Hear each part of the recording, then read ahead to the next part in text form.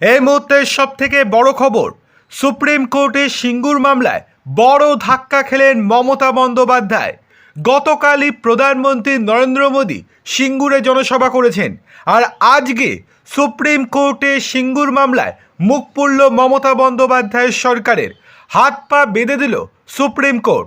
কি হয়েছে চলুন বিস্তারিত দেখে নেওয়া যাক। তবে তার আগে আপনাদেরকে অনুরোধ, ভিডিওটি ভালো লেগে থাকলে লাইক, কমেন্ট, শেয়ার এবং সাবস্ক্রাইব করতে একদম ভুলবেন না। চলে আসি বিস্তারিত খবরে।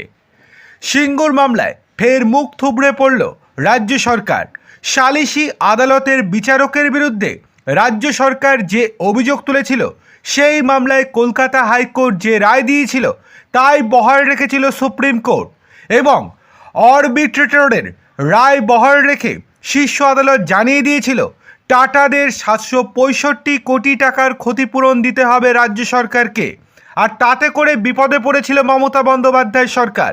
কিন্তু এতদিন রায় দেওয়ার পরেও 1 টাকাও দেয়নি মমতা বন্দ্যোপাধ্যায় সরকার।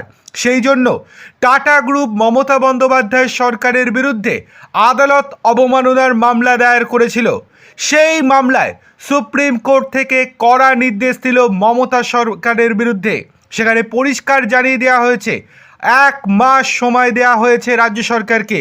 1 মাসের মধ্যে 765 কোটি টাকা টাটাদেরকে ক্ষতিপূরণ দিতে হবে মমতা বন্দ্যোপাধ্যায়কে। দেখার বিষয় এবার মমতা বন্দ্যোপাধ্যায় কি করেন।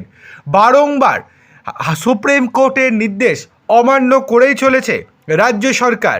বিভিন্ন ক্ষেত্রে সুপ্রিম কোর্টের নির্দেশের পরেও কোনো রকমভাবেই পরোয়া করে না মমতা বন্দ্যোপাধ্যায়। আর তাতেই বারংবার সুপ্রিম কোর্ট নড়ে চড়ে বসলেও কখনো কড়া পদক্ষেপ নেয়নি মমতা বন্দ্যোপাধ্যায় সরকারের বিরুদ্ধে। কিন্তু এবার 1 মাস সময় বেঁধে দেওয়া হয়েছে এবং সুপ্রিম কোর্ট থেকে পরিষ্কারভাবে জানিয়ে দেওয়া হয়েছে যদি 1 মাসের মধ্যে প্রাপ্য টাকা যদি টাটা গ্রুপকে ফেরত না দেওয়া হয়, তাহলে সেক্ষেত্রে রাজ্য সরকারের বিরুদ্ধে কড়া পদক্ষেপ নেবে সুপ্রিম কোর্ট। দেখার বিষয় এবার মমতা বন্দ্যোপাধ্যায় কি করেন।